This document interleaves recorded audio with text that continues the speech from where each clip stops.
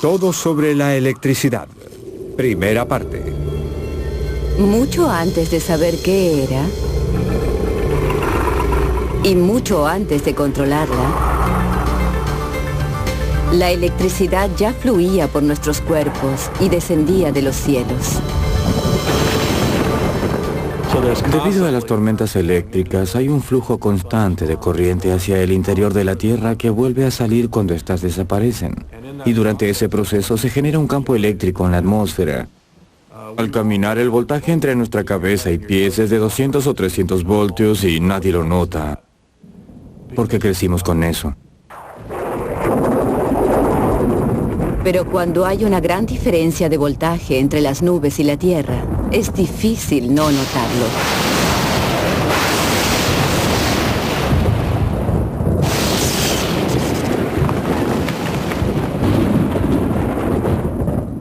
Benjamin Franklin también se sintió fascinado por ese fenómeno. De hecho, él inventó la designación de carga positiva y negativa. Hoy las cometas han sido reemplazadas por la alta tecnología. Sorprendentes descubrimientos.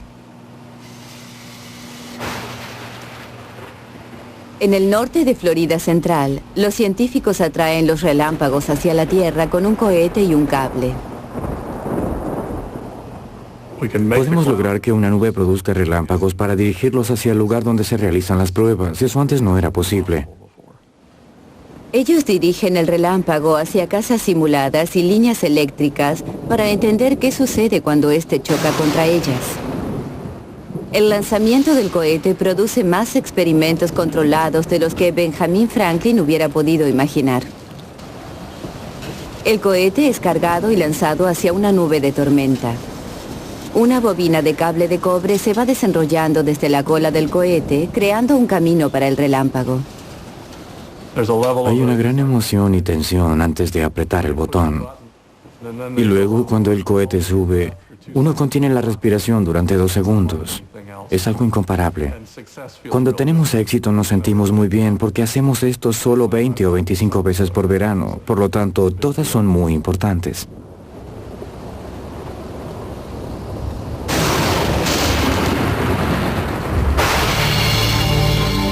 Es como el chispazo de un cohete cargado de electricidad.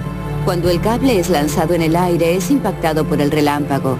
En un instante, la corriente eléctrica del relámpago baja por el cable, desintegrándolo en un vapor verdoso. Lo que fluye por el relámpago a 50.000 amperes es lo mismo que entra por su pared a 10 amperes. La temperatura de un relámpago supera los 27.760 grados, es decir, 6 veces más que el calor del Sol. Todo ese calor y esa luz son generados por un sinnúmero de electrones forzados a moverse. El núcleo de un átomo tiene una carga positiva. Los electrones que giran en órbita en torno al núcleo tienen carga negativa. Cuando fluye la corriente eléctrica, los electrones son separados de los átomos y se mueven libremente. La electricidad es el flujo de una carga de energía y la mayor parte de esa carga fluye cuando los electrones se mueven. Cuando hay una cantidad excesiva de electrones, un objeto desarrolla una carga negativa total. La naturaleza equilibra las cosas produciendo iguales cargas positivas en alguna otra parte. La diferencia potencial entre las cargas se mide en voltios. La corriente eléctrica, desde la electricidad estática hasta los relámpagos, son electrones que se mueven de negativo a positivo. Parece más fácil producir chispas y relámpagos que no hacerlo. Cada vez que se frota un material contra otro material distinto, se producen chispas. El camino seguido por los electrones depende del material conductor. Sin dudas, el cuerpo humano es conductor de corriente, pero no en gran cantidad, a diferencia de un objeto de cobre. El cobre posee una gran cantidad de electrones sueltos, por lo tanto es un buen conductor. Los electrones de la arcilla o la goma están demasiado estrechamente unidos a sus átomos como para conducir electricidad. Son considerados materiales aislantes. El movimiento de los electrones es, en primer lugar, el resultado de una fuerza natural llamada electromagnetismo. Toda nuestra civilización tecnológica existe porque la electricidad es capaz de producir magnetismo. Y el magnetismo puede producir electricidad. Esto se debe al hecho de que existen dos clases de fuerzas llamadas electricidad y electromagnetismo. Estas dos fuerzas son la fuerza eléctrica y la fuerza magnética. Las cargas fundamentales consisten de una carga positiva y otra negativa. Para ver cómo actúan estas fuerzas hay que dirigirse al hemisferio norte y observar el cielo nocturno. Las luces del norte son básicamente el resultado de corrientes eléctricas del Sol de alta energía captadas y guiadas por el campo magnético de la Tierra. Allí hay electricidad. 5, 4, 3, 2, 1. Y aquí tenemos el despegue del vehículo espacial Columbia, que continuará la investigación espacial por medio de tecnología solar en su interior. El 25 de febrero de 1996, investigadores italianos y la NASA realizaron un intento audaz para dominar la energía de la atmósfera, generando electricidad con un satélite unido a un cable. Buen trabajo, sigan así. Entendido. La misión formaba parte de un nuevo experimento para recuperar satélites del espacio. Estamos verificando la altura del satélite 314. Siga. El experimento se basaba en un principio simple. Cuando uno mueve un conductor a través de un campo magnético, los electrones comienzan a fluir. Esto genera una corriente eléctrica que puede pasar a través de un circuito. El satélite fue lanzado al espacio mediante pequeños chorros de gas y un cable de 21 kilómetros de largo empezó a desenrollarse. Si se coloca un cable en el interior del vehículo, ese cable pasa por un campo magnético. En este caso se trata del campo magnético de la Tierra y el movimiento es producido por el vehículo espacial que viaja a enorme velocidad, una velocidad orbital. Todo en orden, Jeff. El cable móvil generó 3.500 voltios en el campo magnético de la Tierra. La energía suficiente para abastecer una estación espacial. Vemos bajar la tensión, pero el vehículo sigue subiendo bien, con una leve oscilación lateral. El vehículo espacial era claramente visible desde la Tierra. Era uno de los mayores objetos construidos por el hombre jamás enviado al espacio. Durante 5 horas, el vehículo pasó por el campo magnético generando cada vez más electricidad. Abdul, el aparato se rompió. Se está alejando. Regístralo para la televisión, Claude, por favor. El vehículo se rompió. Entendido. Trata de fotografiarlo mientras se aleja de nosotros.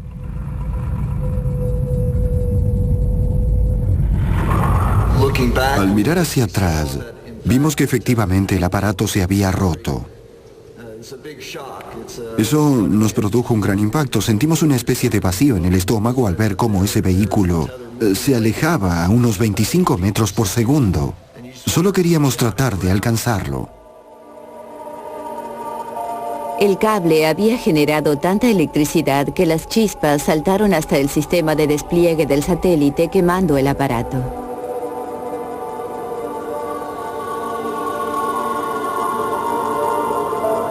El satélite experimental, valuado en $440 millones, se fue alejando por el espacio.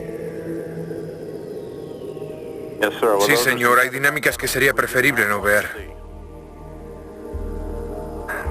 Bien, hemos demostrado que es posible encerrar una gran cantidad de energía, pero lamentablemente también quedó demostrado que estos vehículos son capaces de lanzar un satélite a una órbita mucho más alta.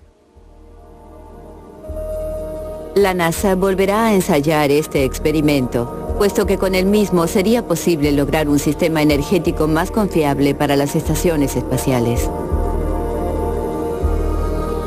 Estamos tratando de ver si enviando corriente al interior del aparato en la dirección opuesta, podemos forzar la corriente en otra dirección y convertirlo en un dispositivo a propulsión.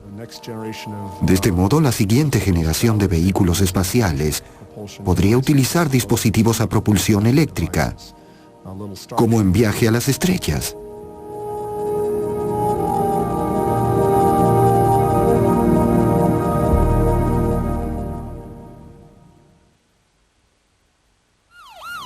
El día que las luces se fueron. Tal vez notemos realmente la electricidad cuando no la tenemos. El 13 de julio de 1977, la ciudad de Nueva York sufrió un apagón. Durante 25 horas, los neoyorquinos carecieron de luz, ascensores y alarmas. Los relámpagos habían destruido líneas de energía al norte de la ciudad y los equipos de relevo de la compañía no funcionaban. Se requieren muchas cosas para hacer funcionar un sistema eléctrico, no solo maquinaria, sino también hombres, y el mantenimiento de estos sistemas cuesta mucho dinero. Las empresas de servicio deben cuidar sus líneas. Sobre la cuerda floja.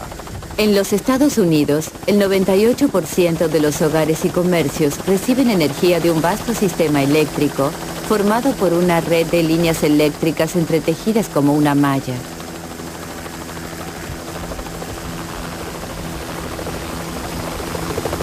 Estas líneas de energía son cables activos desnudos que transportan 500.000 de voltios. Es tarea del reparador de líneas inspeccionar y arreglar cada parte de la malla, generalmente sin cortar la corriente. Veo, estoy girando gradualmente hacia la izquierda, en dirección a la línea. En las líneas de alto voltaje se utiliza una de las técnicas más arriesgadas. Siento que es muy peligroso porque es una mezcla de aviación y electricidad. Por un lado, se depende del helicóptero, de que todo lo mecánico funcione, porque de no ser así uno se caería del cielo como una roca. Y si el reparador de líneas comete un error, uno quedaría convertido en vapor.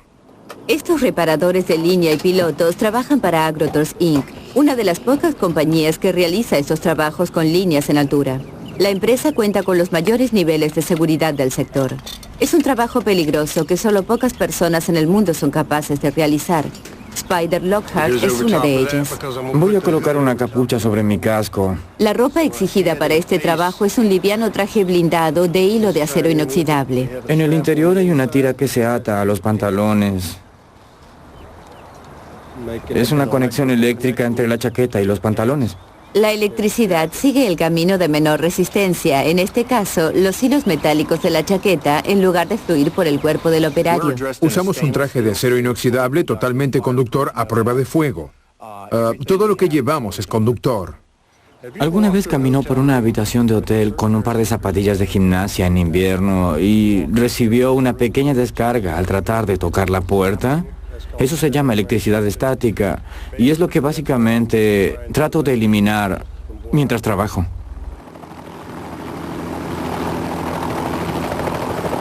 A lo largo de toda Norteamérica hay reparadores de líneas que arriesgan sus vidas cada día para mantener el suministro de energía. La peligrosa combinación entre helicópteros y líneas de electricidad se utiliza para ahorrar tiempo y dinero.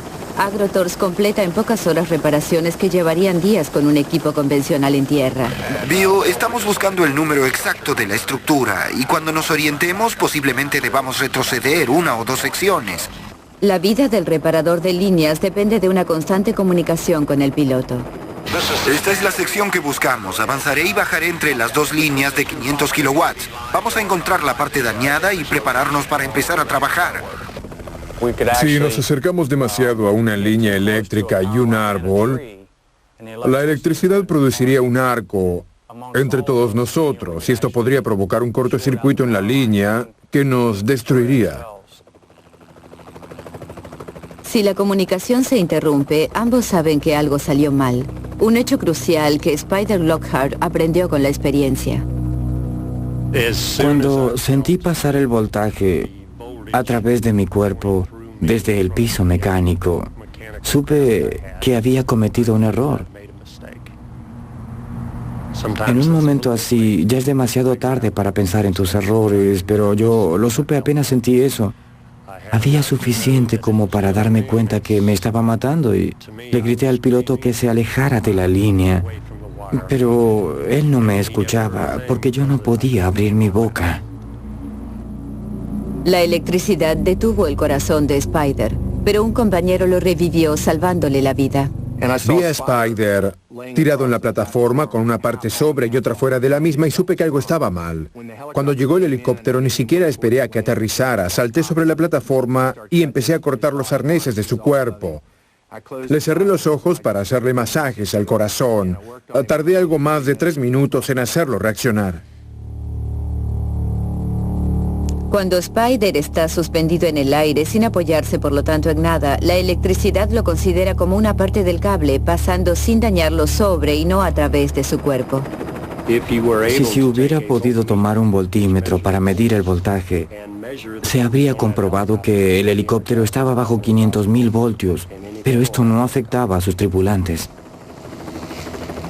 La varilla metálica ofrece un paso controlado para la electricidad desde el cable hasta el helicóptero. Una vez establecido este paso, el reparador de líneas reemplaza la conexión eléctrica establecida por la varilla con grampas metálicas. Las grampas permiten al operario liberar sus manos para poder trabajar. Estaba trabajando en medio de los Everglades y sin darme cuenta rompí la unión. Cuando me acerqué al cable, se produjo un arco directamente hacia mi boca. Así que absorbí unos 500.000 voltios con mi nariz y mi boca, que arrancaron todas las amalgamas de mis dientes, cauterizaron mi nariz y me hicieron saltar del cinturón de seguridad debajo de la plataforma. Yacía de espaldas sobre ella. Estuve inconsciente por un tiempo que pareció muy largo, pero solo fueron unos segundos. Cuando se explican los peligros de la electricidad, se habla en primer lugar de la cantidad de voltaje. Pero lo que mata a una persona no es el alto voltaje, sino los amperes. La electricidad puede fluir por las líneas a 500.000 voltios, pero no necesariamente es mortal si el amperaje es muy bajo. Solo se requiere 1 ampere para detener el corazón. Piense en la electricidad fluyendo por los cables como si fuera agua. En una jeringa, el agua está bajo presión y sale con velocidad. Pero esa no es la mejor manera para apagar un incendio. Se necesita una manguera capaz de expulsar una gran cantidad de agua. La presión del agua es equivalente al voltaje de la electricidad. La cantidad de agua es como una corriente eléctrica y se mide en amperes. Las mediciones eléctricas se basan en el número de electrones. Una bombilla de luz que utiliza 1 ampere de corriente posee 16 quintillones de electrones moviéndose por segundo en un solo punto del cable. Y estos deben proceder de alguna parte.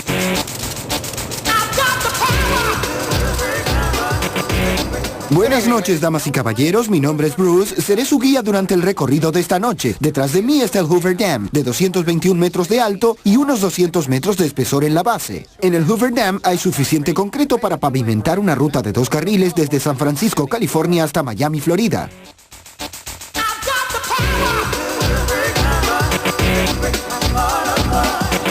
Damas y caballeros, durante el recorrido de esta noche deberán seguir algunas reglas. Si oyen campanas, silbatos, cuernos, sirenas o timbres, mírenme, si todavía estoy parado aquí, no se trata de una emergencia. Si se trata de una emergencia, sigan cuidadosamente estas instrucciones. No me pisoteen tratando de escapar. Yo tengo las llaves. La represa Hoover es una de las mayores obras de ingeniería del mundo. El dique tiene más de 200 metros de alto y forma un lago de 160 kilómetros de largo. Su finalidad es convertir la energía del agua que cae en energía eléctrica.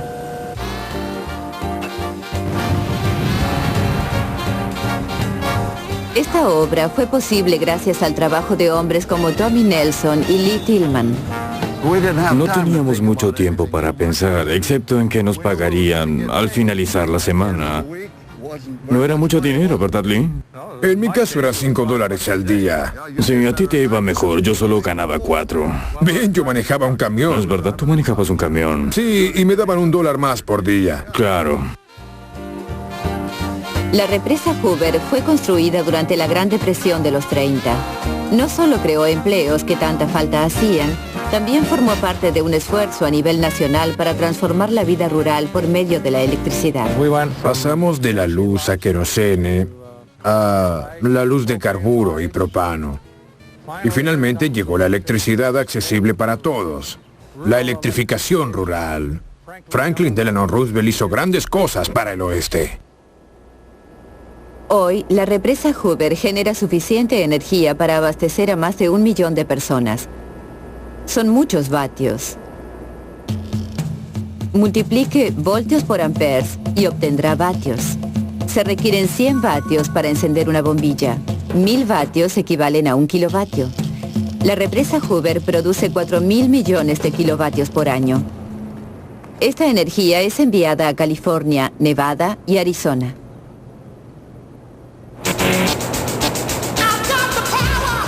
Este es el ala de Arizona de la planta energética. Esta habitación es más grande que 2 manzanas de una ciudad. En este sector tenemos a 9 de nuestros generadores comerciales. Cada uno produce 16.500 voltios de corriente alterna. Cada generador puede abastecer de electricidad a una ciudad de 100.000 habitantes. La energía producida por el agua que cae hace girar palas de una turbina. El eje de la turbina hace girar un magneto dentro de un cable firmemente enroscado en forma de espiral. Este movimiento genera electricidad. Al girar, el magneto hace entrar los electrones en los cables, produciendo corriente eléctrica. En este caso, se trata de corriente alterna. La corriente directa fluye sin pulsaciones. Justamente por eso es una corriente directa.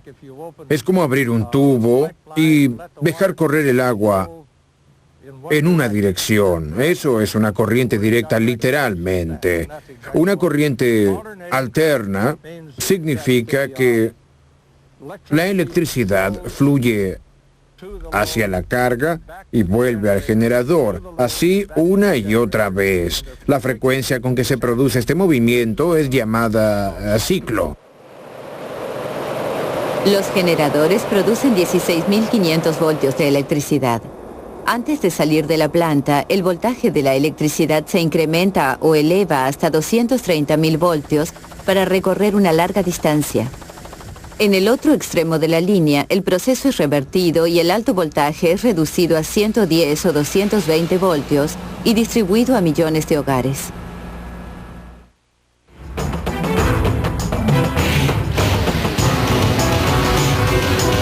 Todo sobre la electricidad. Fin de la primera parte.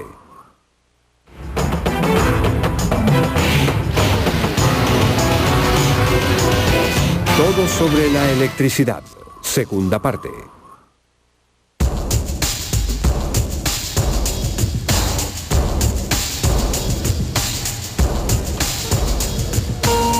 Las Vegas.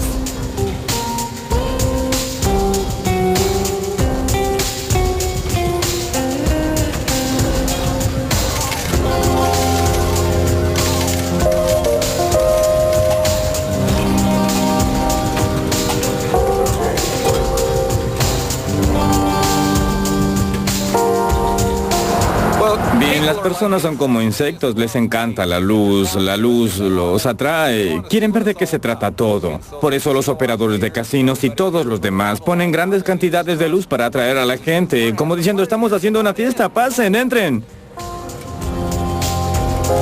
La teoría de Las Vegas es, si construyes algo, la gente vendrá. Y si lo construyes y lo llenas de luces, la gente vendrá y gastará su dinero. Sin electricidad, esta ciudad solo sería un lugar somnoliento más en el desierto. Desde el espacio, es el lugar más iluminado del planeta hecho por la mano del hombre. Millones de bombillas que en algún momento u otro se queman y deben ser reemplazadas. Cada noche, los equipos de la Young Electric Sign Company salen a reparar y reemplazar las bombillas.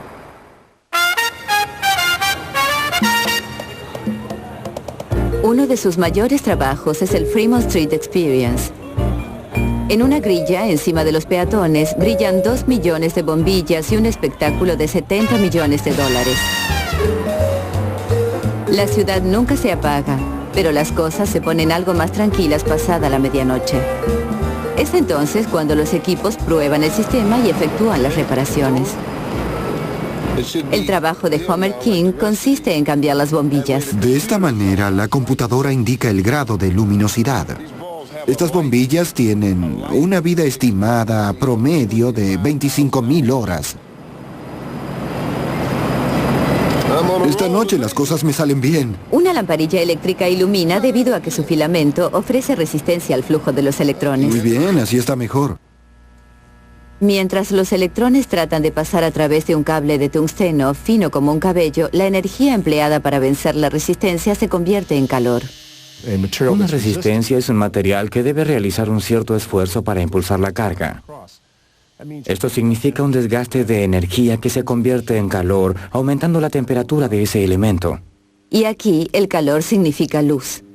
El filamento alcanza una temperatura superior a los 2500 grados. Las señales pueden cambiar, pero desde que la electricidad fue dominada, la luz es utilizada para atraer a las multitudes. El paraíso eléctrico. Coney Island fue uno de los primeros lugares donde se utilizó la electricidad. Thomas Edison la iluminó con 1 millón de sus nuevas bombillas incandescentes. Lo llamaron el paraíso eléctrico. Imagino que debe haber sido como un mundo nuevo. Era como el campo de recreo del mundo, totalmente iluminado. A inicios del nuevo siglo, Coney Island era el parque de diversiones más grande del mundo. Charles Dickens, Mark Twain, Sigmund Freud, Herman Melville y Walt Whitman estuvieron entre los miles que llegaban para observar el funcionamiento de la mágica luz eléctrica. Sin electricidad, Coney Island no hubiera sido Coney Island. Si se recuerda con exactitud, la electricidad hizo su debut en Coney Island. Coney es luz. Coney es movimiento. Coney es eléctrica.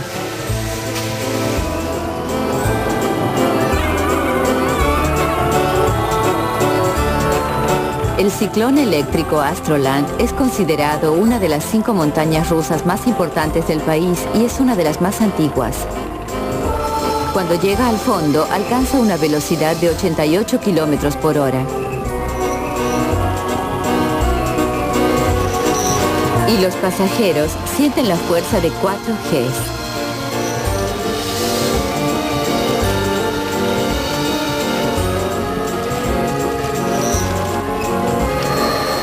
Durante los últimos 70 años, este motor eléctrico hizo posible todo esto, llevando el tren de 7 toneladas hasta la cima de la colina.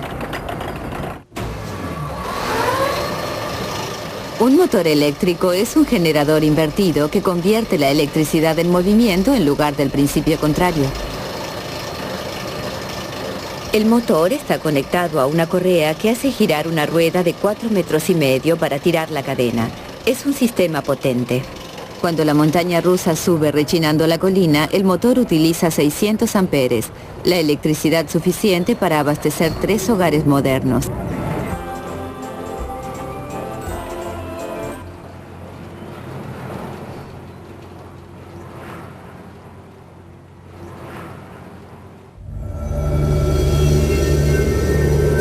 Apenas los científicos habían logrado capturar la energía eléctrica, comenzaron a experimentar con ella.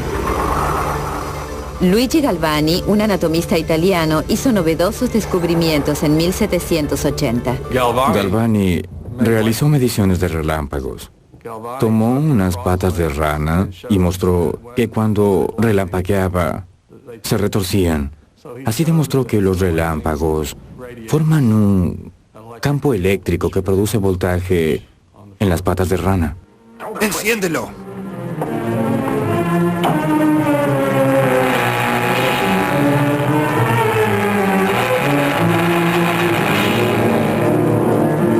No puede ser. Me pareció ver una pulsación.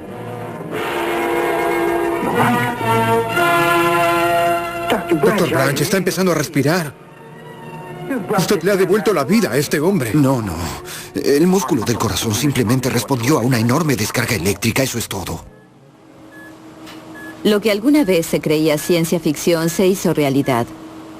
Un corazón late porque cada segundo el músculo es atravesado por impulsos eléctricos que disparan y coordinan el movimiento. Estas señales envían vibraciones a través del tejido del cuerpo hasta la piel, donde pueden ser detectados por sensores metálicos y registrados como un electrocardiograma, una escritura eléctrica que permite a los médicos monitorear constantemente el latido del corazón. La electricidad y los impulsos eléctricos están en todo el cuerpo. La electricidad en nuestros cuerpos es creada por reacciones químicas de las células. Los movimientos de expulsión del corazón son producidos por estas pequeñas corrientes eléctricas que pasan desde afuera hasta el interior de las células cada vez que el corazón late. El Dr. Hugh Calkins es un electrofisiólogo de la Johns Hopkins University. Utiliza la electricidad para tratar y curar deficiencias eléctricas del corazón. Hoy está implantando un dispositivo en un paciente que sufre de una enfermedad que acelera demasiado su corazón. El corazón requiere una cierta cantidad de tiempo para expulsar la sangre y también para hacerla entrar nuevamente. Por lo tanto, si lo hace muy rápidamente en lugar de rítmicamente, quedará literalmente temblando y la sangre no fluirá a través del cuerpo. En segundos uno se desmaya y minutos después uno estará muerto. Para restaurar el latido del corazón de la víctima se requiere una descarga eléctrica. Al colocarlo sobre el cuerpo, observará con lo que se llama un rápido vistazo que actúan como una antena. Podrá observar el ritmo del corazón y si este no es correcto, si hay una fibrilación ventricular, puede proceder a la descarga. Esta se realiza impulsando simultáneamente estos dos botones que los disparan, produciendo una descarga de 360 joules a través del cuerpo, hasta el grado en que el corazón es despolarizado y pueda retomar su ritmo normal. En el laboratorio de electrofisiología, la tecnología de desfibriladores portátiles ahora es implantada en el cuerpo. Si el desfibrilador implantado detecta un problema, en 10 o 15 segundos producirá automáticamente una descarga eléctrica en el corazón. Cuando coloco uno de estos, tengo la reconfortante sensación de que este paciente estará para siempre bajo cuidados intensivos. Si en algún momento produce una anormalidad rítmica demasiado lenta o demasiado rápida, este dispositivo se ocupará de normalizarlo. Es realmente como una gran póliza de seguros. La llamada fibrilación ventricular, la muerte cardíaca súbita, es la única manera de probar el dispositivo. Cuando estábamos colocando el desfibrilador, provocamos una fibrilación ventricular, una gran aceleración del corazón. Usted pudo observar en la pantalla líneas muy rápidas que reflejaban el latido caótico del corazón, con varios cortocircuitos girando alrededor del mismo, y que son provocados por 400 o 500 latidos por minuto. 10 joules son aproximadamente 500 voltios. En este registro puede leerse cómo fue inducido por una descarga. Como podrá observar, toma unos 8 segundos cargar el dispositivo y reducir ese ritmo. El tema es cómo adaptar el desfibrilador implantable para que distribuya el nivel más bajo de energía y el corazón pueda recuperar su ritmo normal. Cada vez hay mayor entusiasmo acerca de los beneficios de la electricidad. Durante muchos años se debatió extensamente si era mejor tratar a los pacientes con una muerte cardíaca súbita con medicación o desfibriladores. Ahora disponemos de estudios que demuestran que los desfibriladores son mejores que los medicamentos, al menos que los actuales. En este caso ganó la electricidad. La electricidad es mejor.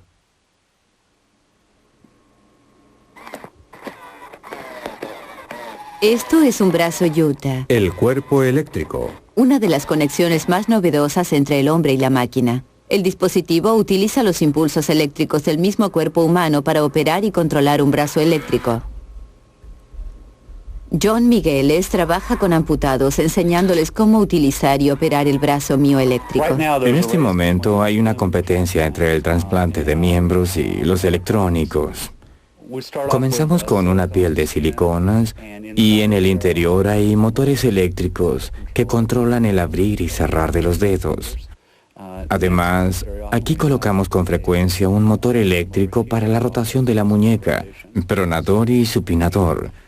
Y también tenemos un motor eléctrico aquí para esta transmisión, como podrá observar, que controla la flexión y la extensión del codo. La microcomputadora está colocada justo aquí y procesa toda esta información. Una de las cosas buenas de la mano es que posee una gran fuerza prensil de más de 10 kilogramos. Por eso hay que ser muy cuidadoso al hacer las cosas. Bob Goodman controla su brazo biónico contrayendo sus bíceps y sus tríceps. Me agrada tomar la mano de mi hermano y apretarla y mirar sus ojos. Tal vez sea un poco de contacto biónico. Irónicamente, su brazo fue destruido por la electricidad. Estaba sobre un techo quitando una antena de televisión cuando algo salió mal. La antena se hizo muy pesada e hizo contacto con líneas de alto voltaje detrás de nosotros, de unos 12.500 voltios. Yo estaba sobre una escalera de aluminio que alcanzó una temperatura muy alta quemándome la pierna. Afortunadamente fui arrojado de la escalera y me caí al piso porque algunos médicos piensan, bien, con ese voltaje su corazón probablemente se detuvo. Cuando di contra el piso, el impacto de algún modo hizo que mi corazón volviera a funcionar. Me sentí muy afortunado cuando lo supe. La vida me dio una segunda oportunidad, aunque me falte el brazo derecho.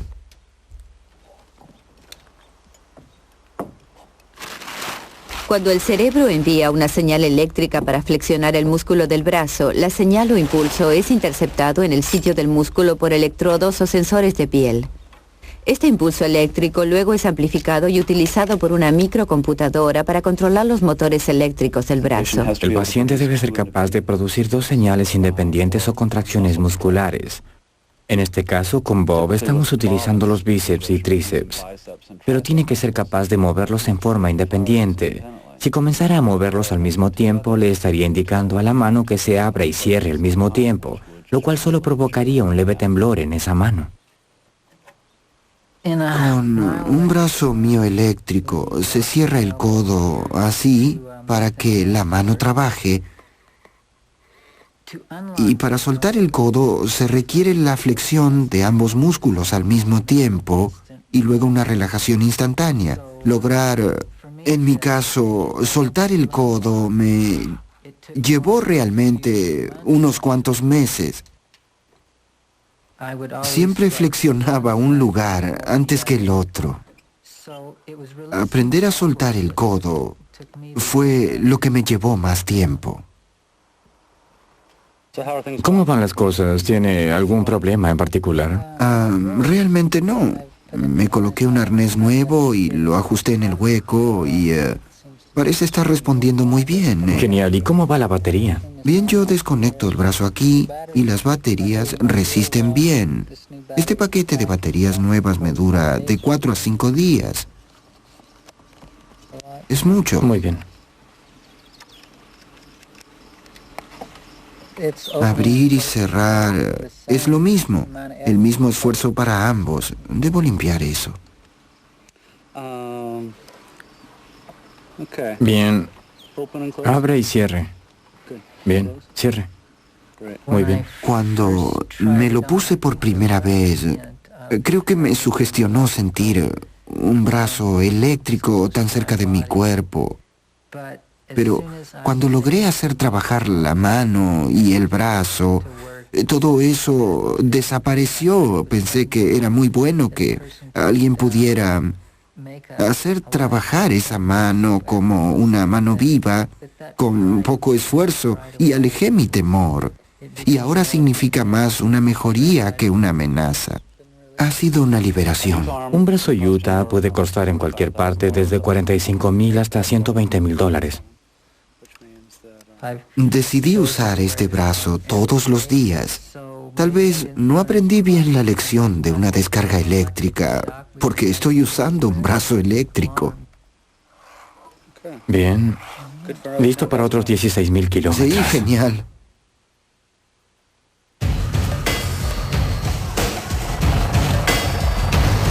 El mundo moderno sería inconcebible sin electricidad.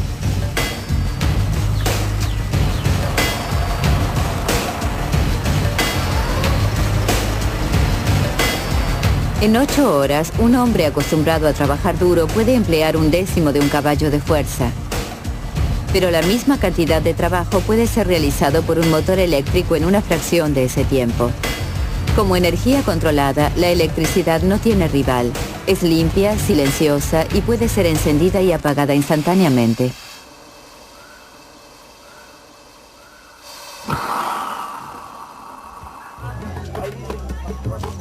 En todo el mundo aún existen 2.000 millones de personas que carecen de energía eléctrica.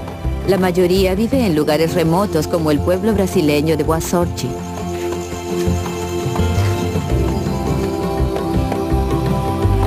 Demasiado aislados para recibir energía de la red nacional, sus habitantes vivían sin los inventos eléctricos del siglo XX y sin sus beneficios, como las vacunas que necesitan refrigeración.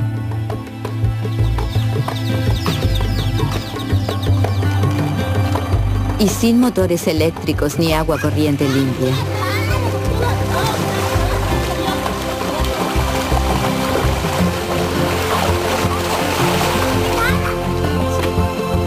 Las personas del pueblo recibían agua contaminada traída por cañerías desde los manantiales hasta el pozo local. El único agua limpia estaba bajo tierra a gran profundidad. Se necesitaba una bomba eléctrica para traerlo a la superficie. Para resolver este problema, los gobiernos de Brasil y Estados Unidos unieron sus fuerzas para proveer electricidad por medio de la energía solar. Levantar postes y líneas eléctricas es tan costoso que en realidad aquí es mucho más económico utilizar energía fotovoltaica en lugar de los combustibles tradicionales.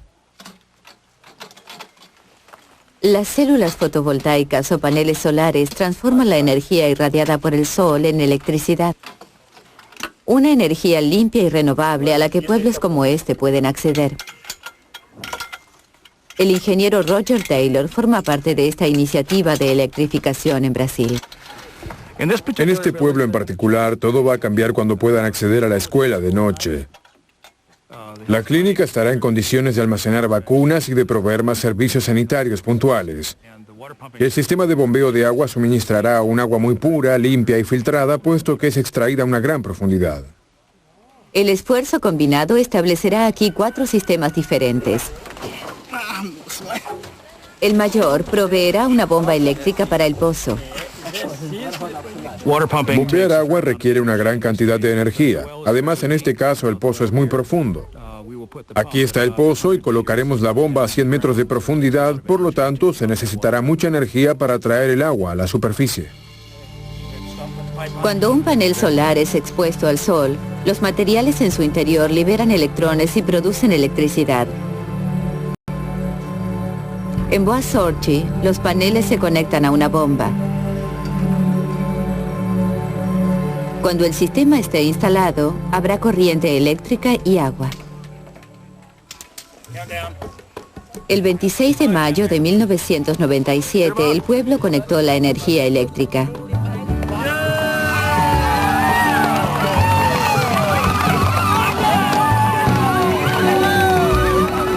Los avances tecnológicos desarrollados durante 100 años se obtienen aquí girando un interruptor.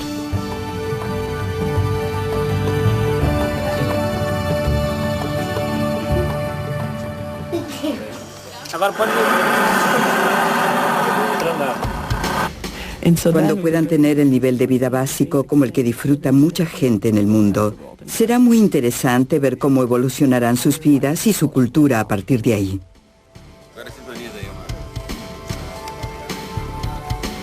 Cada vez más aspectos de nuestro mundo dependen de los electrones en movimiento.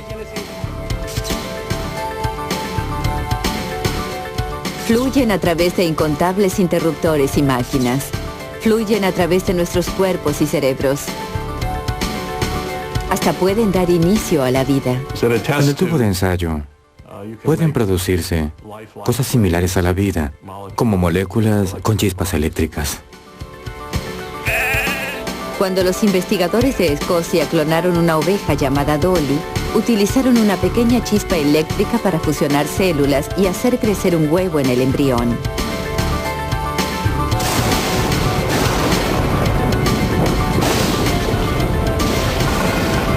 Todo esto comenzó gracias a la curiosidad de un hombre allá por 1752.